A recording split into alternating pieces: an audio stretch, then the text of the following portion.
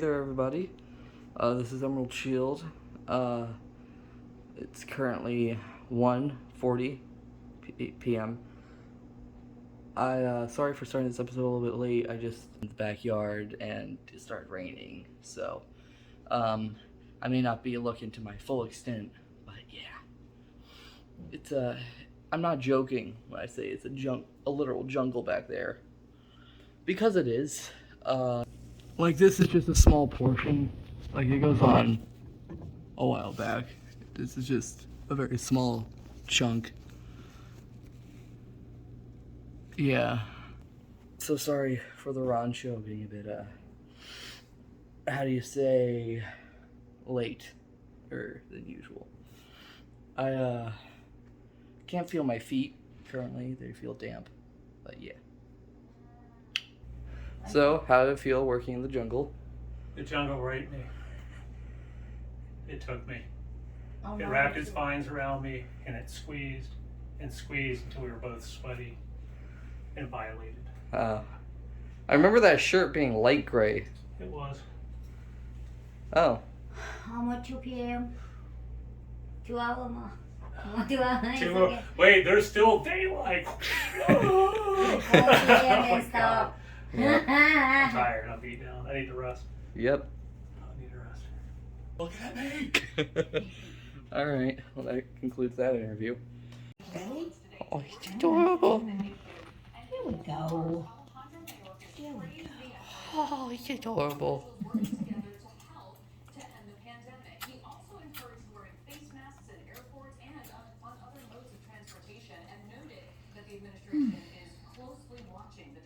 Tiny raccoon. Yeah. I didn't get a nap yesterday, and I was so tired. Usually I go to bed between around 12:30. It was 2 minutes to 12, and I hit the bed. It's like I can't take any more. I was so tired. Yeah. Oh gosh. I'm so hungry. Oh. That's cute. Yeah. She's adorable. I think so. Yeah. Hey, how's it going? You doing good? Feeling rehabilitated? Oh god, the crazy one's waking up. Hey, how's it going? Me again. Feelings. Hi. Hello. You scratching yourself like a... Oh, that was so cool. Scratch behind your ears. Cool. I don't have food, so. Raccoons are nifty. Let's go on a little trip into the backyard. Is it raining? I don't think it's raining. Alright. Close. Yeah, it might be raining. Not too bad, so. Ew. Okay.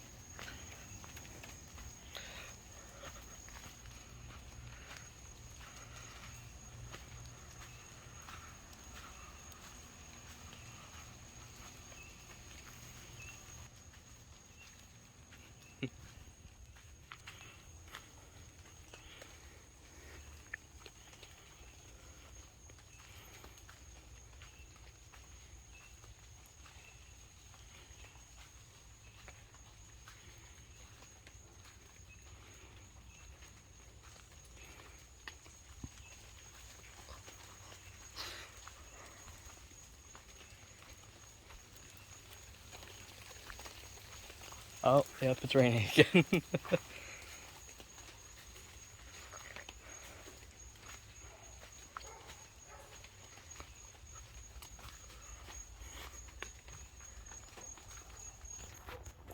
Hi there.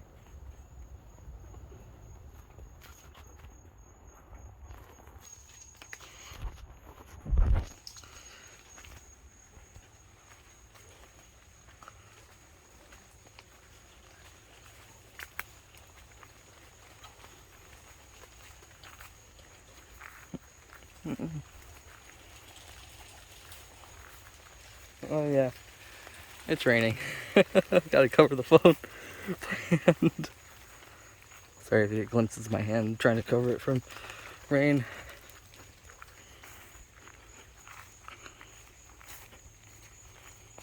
I can practice. I can see my feet through these shoes. Yeah.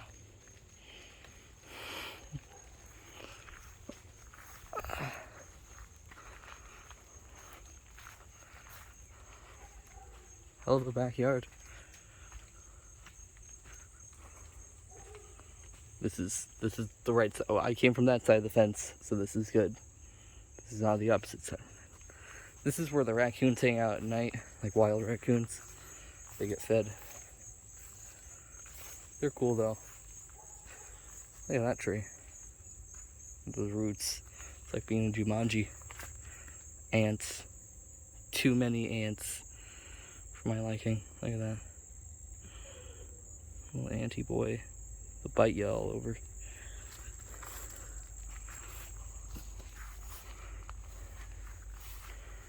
Oh.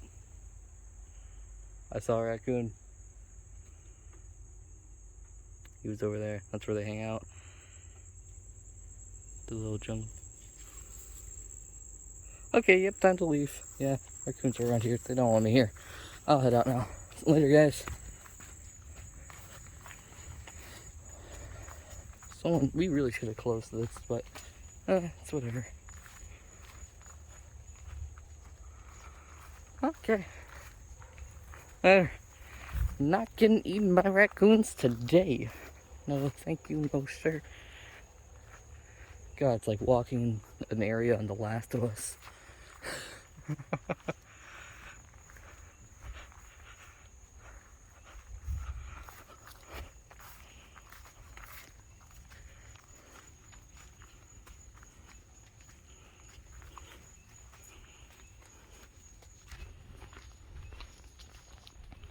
Honestly, I'm really glad about what the camera's doing because it makes everything look a bit more saturated. It makes this all look more live. Like, really cool looking. Okay.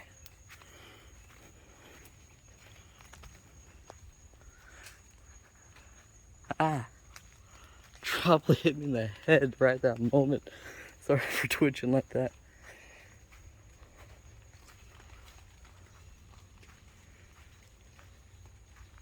It's squirrel cage. It's not a squirrel cage, it's a birdhouse. Squirrels like hanging out in there along with the birds.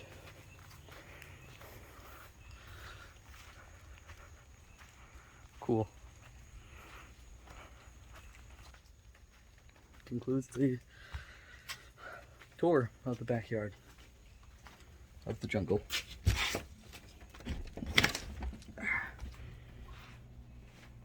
Hope you enjoyed it. I know I did. I'll straighten out that. Okay, 1 second. So yeah, that was the backyard tour, and my feet are wet. So wet. In fact, I'm going to sit down.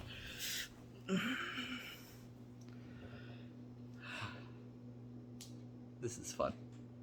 Alright, the story of Pete. Born in 1938 in South America. Yes.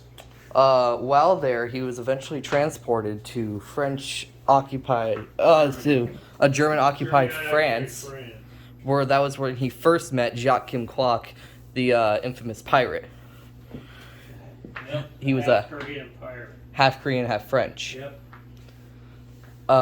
He was then taught to do ballet there until he was in his 20s, where his ballet troupe was going to the Met.